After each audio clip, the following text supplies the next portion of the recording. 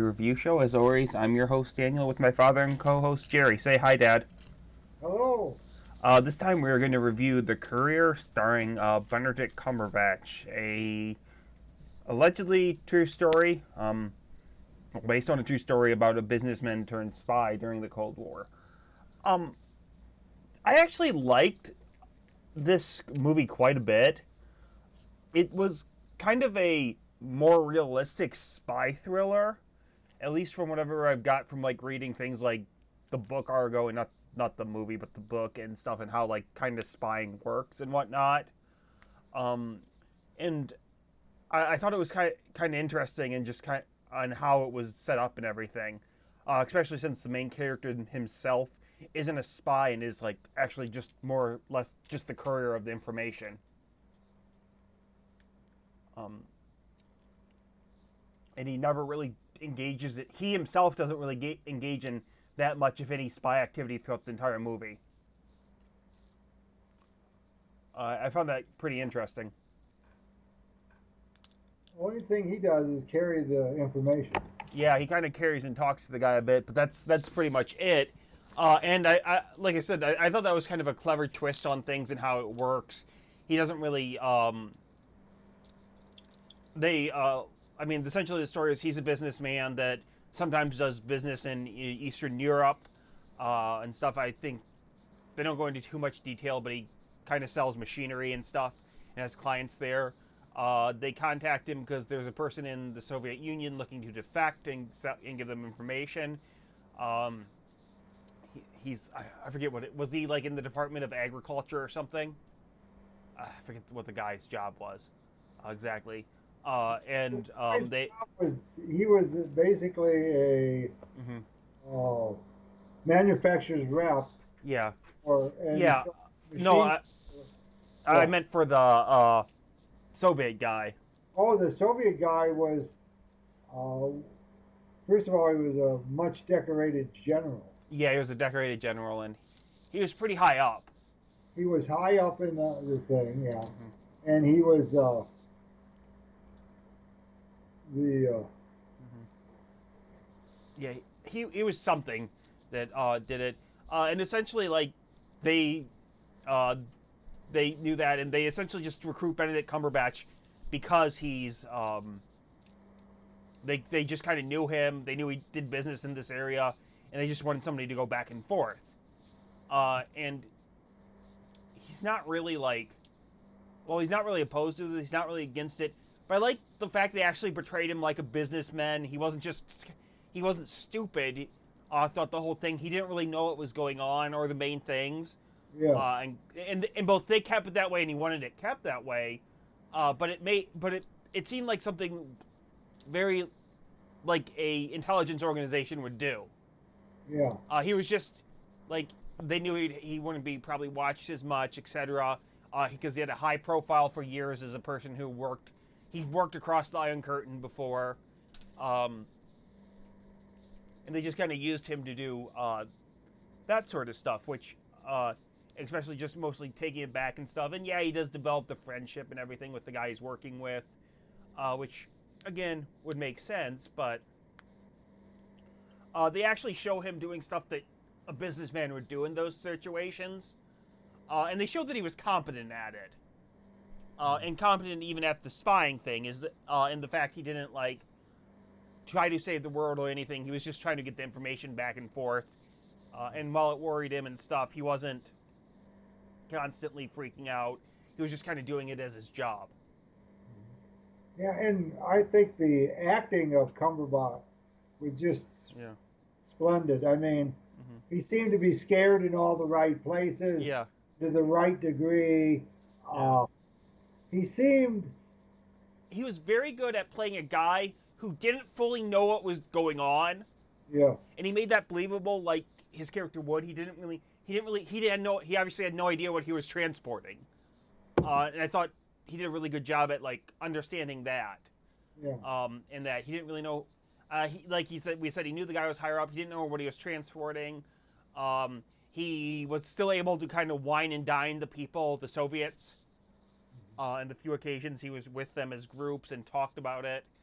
Um, Yeah.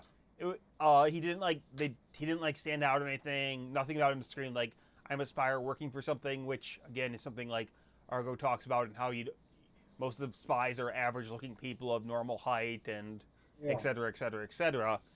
Because you don't want them to stand out. You don't want them to be flamboyant. Uh, and I think that's a part of it that made it interesting because throughout the entire movie he's never really a spy. yeah, He's just literally a delivery boy, yeah, and he's not the one getting the information.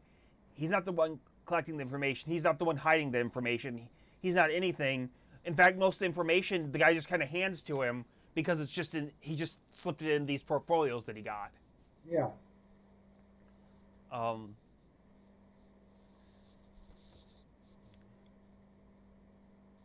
and I thought that worked really well in the story. Yeah. Um, and it had some nice tension in it. Um, on it, you got the. I mean, obviously, you had then the British and the CIA working together. And I thought they did that really well.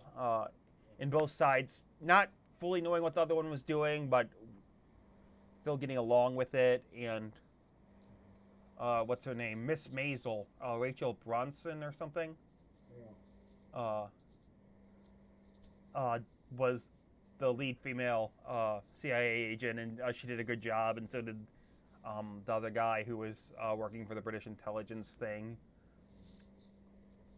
on him. Yeah. Uh, and I felt like this was kind of one of the things I thought that was interesting about this movie is it seemed it was kind of more about like kind of the grunt work of the FBI and the CIA Yeah. and the spying game rather than the main part of it. Because like the main part of it is actually what the Russian guy's doing and like taking pictures of files and stuff and getting that information. That maybe takes up like 2 or 3 minutes of the whole movie. Yeah. They just show it enough for him to know that he's doing it. You see in a few occasions on where he's hiding it and stuff, but most of it was just kind of conducted in plain sight. Yeah. Uh, it was just a matter of slipping a few pictures here and there, uh, talking to a guy a bit here and there. Um, like I said, I mean, and obviously this is based on a true story. How much of it really happened and didn't, it's probably always questionable. I haven't read up on it. But I thought like the Russian guy, they did a really good thing for his motivation Yeah. and why he did it. That he simply when he wanted to calm down the nuclear tensions. But kind of his area in where he used to live and stuff has kind of been destroyed and is impoverished. And he doesn't want his children, well, his child, but he found out later his wife's pregnant again, to grow up in a world like that. Yeah. So which is why he wants out, but he also doesn't want like obviously nuclear war um, in it. You get the it kind of goes into some of the detail on like how one of the key things is was the misinformation of how powerful the Russian nuclear fleet was. Yeah. Uh, and Well, like he was, at least according to the story, who was mhm, the main conduit. This was really important yeah, intelligence.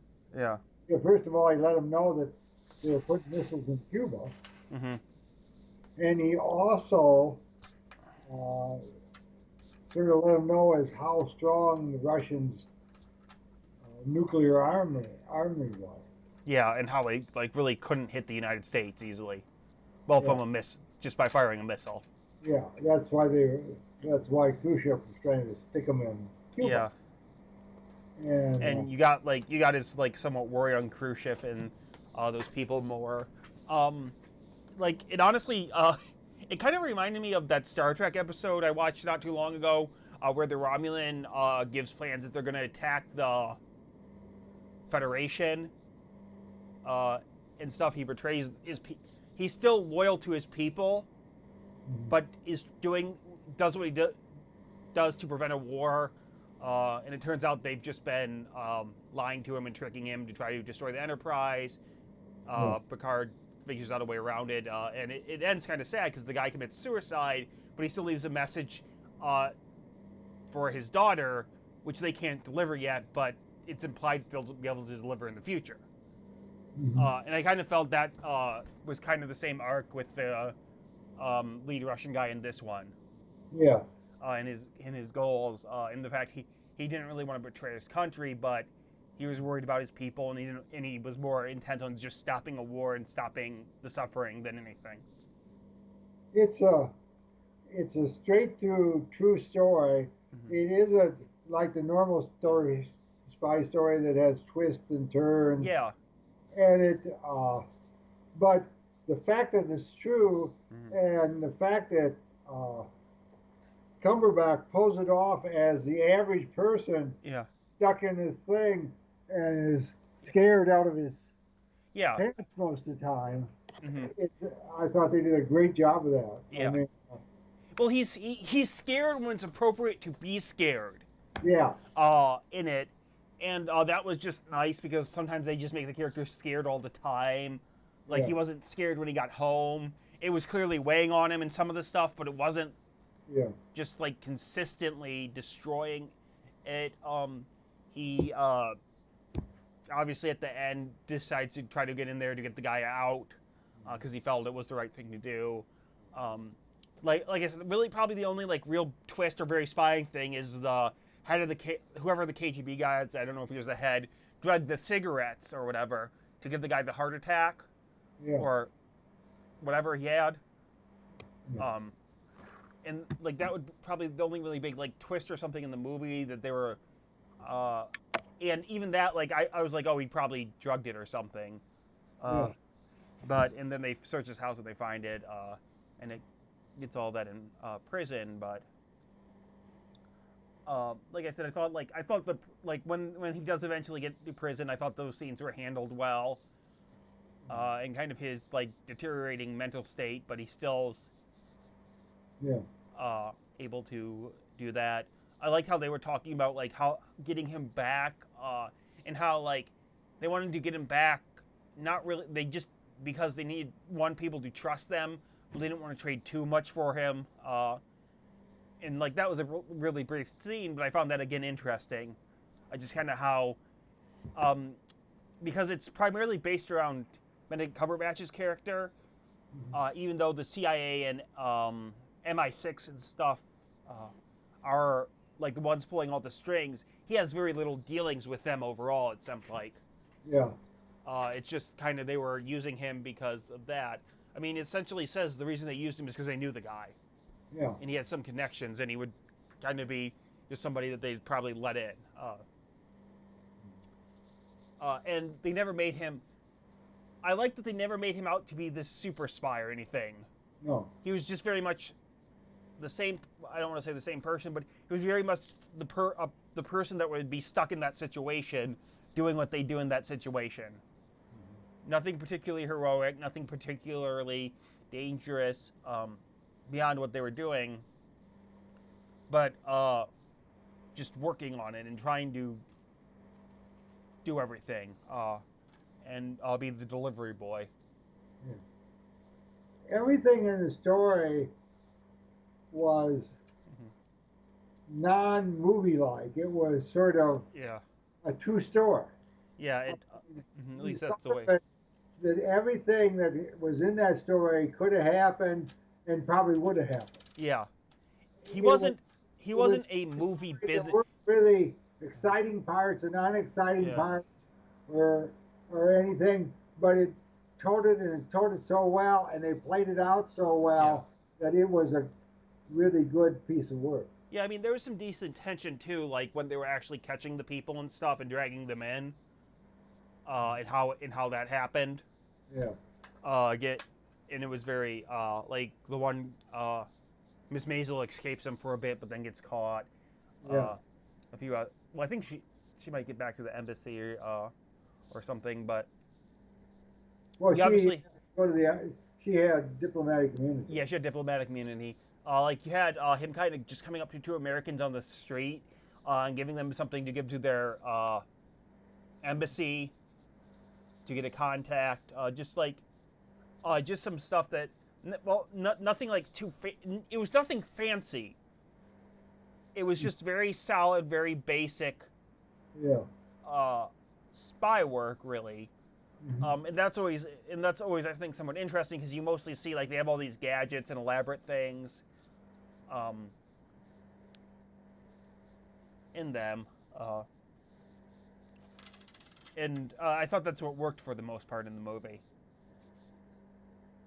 My only really complaint about the movie is it might have been just slightly too long, but maybe trim off like 10 minutes. But that's about it. Yeah. There's one other thing I wanted to talk about, but I'm blanking on it. Um,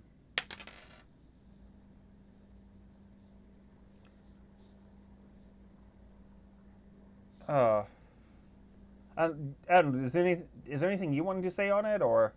No, I think we had it. Yeah, and it's actually doing pretty well from what I saw. Like Mhm.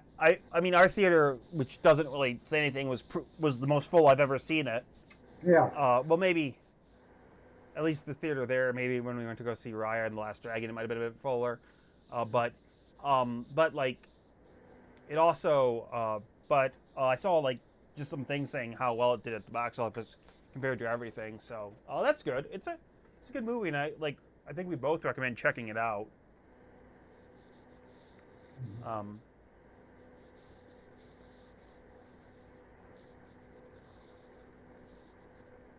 oh, the one thing I wanted to say that I did really like is that for a spy movie, they clearly had some of with the technology and stuff. They Yeah. didn't do anything fancy with it. No. It was just literally small cameras at that time and having a flyover of a place with a camera.